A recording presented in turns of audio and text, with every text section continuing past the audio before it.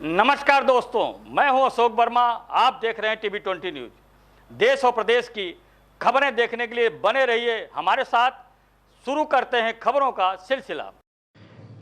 आजमगढ़ के रौनापार थाना क्षेत्र से एक खबर दिखा रहे हैं, जहां के पलिया गांव में हुए एक विवाद के बाद की ये तस्वीरें हैं।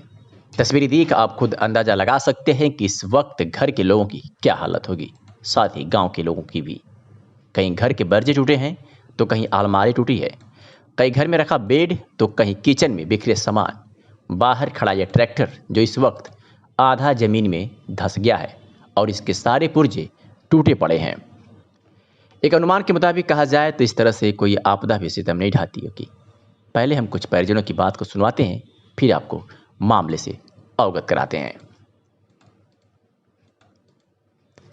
पूरी जितनी संपत्ति थी सर, कोई इधर भर रहा खुद, कोई इधर भर रहा। जैसे लग रहा था कि यही मौका मिला है, कितनी जल्दी इसका घर एकदम हम लोग गिरा दें और कितना लूटपाट कर ले। हम पैर पड़ रहे थे सर। क्या उन लोगों को मिला है? हमारे घर में कोई आदमी अगर मार देता कि हम पुलिस वाले के गोली मारे हैं, हमको मंजूर रहता। अच्छा, पुलिस वालों से झड़प गांव वालों से हुई? गांव वाले से सर हुआ, मेरे घर से कोई दुश्मनी नहीं थी।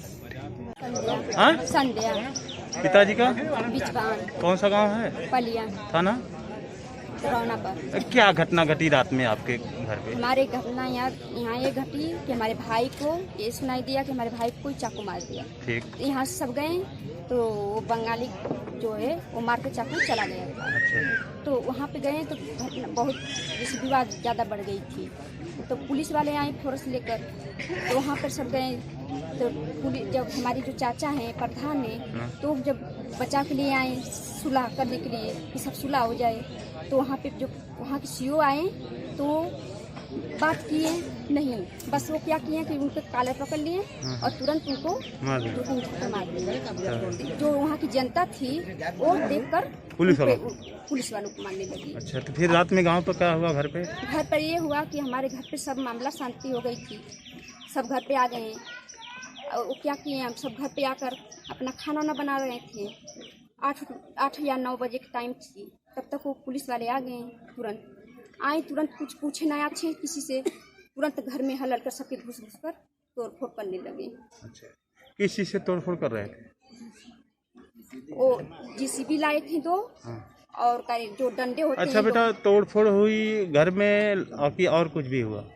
बहुत बिखरा हुआ सामान और बिखा गहना जो थी, रुपए पैसे थे, सब लूट लिए सब। ठीक, रख परिचय बताइए आप। श्रवण कुमार। पिता का नाम क्या? पिता का नाम राजपत। कौन सा थाना है? थाना रौनापार है। कल क्या घटना हुई थी?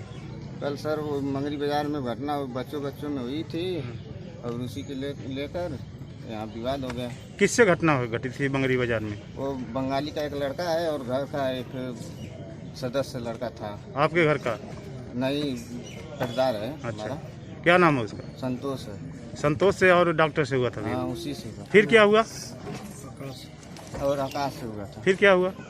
फिर वो वहीं पर बवाल हुआ, फिर यहाँ पर लोग आकर अपना। तो क्या हुआ घर पे रात में? रात में वही तोड़ फोड़ पूरा घर में किए हैं। अच्छा, किस चीज से लोग तोड़े हैं? वो हमबर था थोड़ा बड़ा और JCB आई थी। हाँ। पूरे एकदम तहस नहस कर दी। और कितने की संख्या में लोग थे? बताया जा रहा है कि मौकुतुबपुर निवासी लिटन विश्वास किसी लड़की से फोन पर बात कर रहा था। लड़की के परिजनों को दोनों के बीच हुई बात की रिकॉर्डिंग फोन में मिली। उसके बाद लड़की के परिजनों ने लड़के से पूछने चले गए। इसी बीच आपस में तू मैं होने लगा। उसी दौरान किसी ने पुलिस को इस घटना की सूचना दे दी। सूचना मिलते ही इलाकाई पुलिस मौके पर पहुंची और प्रधानपति मुन्ना पासवान को मौके पर बुलाया। इसके बाद जब पुलिस ने मुन्ना पासवान से बातचीत कर रही थी और थाने पर ले जाने लगी, तो मुन्ना पासवान ने कहा कि हम अपनी गाड़ी से थाने पर चलेंगे। इसी बीच मुन्ना पासवान और पलिया से पुलिस से कहा सुनी हो गई और देखते ही देखते पुलिस और ग्रामीणों से मारपीट होने लगी। तभी कुछ लोग इकट्ठा होकर पुलिस को बुरी तरीके से मारपीट दिए। बताया जा रहा है कि मारपीट ऐसी हुई कि पुलिस वालों की हालत गंभीर हो गई। जिसके बाद घटना की सूचना पाकर मौके पर कई थाने की पुलिस पहुंच गई और घायल पुलिसकर्मियों को इलाज के लिए हॉस्पिटल भेज दिया। परिजनों का आरोप है कि थाना रौनापार, बिलरियागंज व जियनपुर की पुलिस मौके पर पहुंचकर घर में काफ़ी तोड़फोड़ की, जो आप तस्वीरों में देख सकते हैं। जबकि इस मामले में अभी स्पष्ट नहीं हुआ है कि तोड़फोड़ पुलिस ने किया है या किसी और ने, क्योंकि तोड़फोड़ के साक्ष्य किसी के पास उपलब्ध नहीं है। मामले में एसपी सुधीर सिंह ने कहा है कि एक हुए विवाद में जब पुलिस मौके पर पहुंची तो सरकारी काम में बाधा डालते हुए पुलिस टीम के साथ गांव वालों ने मारपीट की है। ऐसे में दोनों तरफ से यानी पुलिस की तरफ से और डॉक्टर की तरफ से मुकदमा पंजीकृत किया है। विवेचना जारी है। इस मामले में उचित कार्रवाई की जा रही है। क्या कुछ कहा एसपी आजमगढ़ में, सुनवाते हैं। सर ये रौनापार में सर पुलिस मामला सुलझाने गई थी जिसमें ग्रामीणों ने हमला कर दिया जिसमें 2 सिपाही घायल हो गए। सर क्या है पूरा मामला और सर पुलिस ने क्या कार्रवाई की है? देखिए, रौनापार थाने का पलिया गांव है और वहां पर एक डॉक्टर के साथ कुछ ग्रामीण लोग मारपीट कर रहे थे जिसमें प्रधान भी था गांव का। उसके द्वारा एसओ रौनापार को सूचना दी गई। एसओ रौनापार ने जो 2 नज़दीक सिपाही उस हल्के के थे जो वहाँ पर ड्यूटी पर थे उनको वहाँ पर भेजा और जब एक कांस्टेबल मारपीट की वीडियो बनाने लगा तो उनके द्वारा सिपाही पर हमला हुआ और उसके साथ मारपीट इनके द्वारा की गई। डॉक्टर के साथ भी इनके साथ मारपीट की और कांस्टेबल के साथ इनके द्वारा। इस संबंध में दोनों मुकदमे कायम किए गए। एक डॉक्टर की तरफ से कायम किया गया मारपीट का और एक पुलिस की तरफ से कायम किया गया है सरकारी कार्य में बाधा डालने का और मारपीट करने का।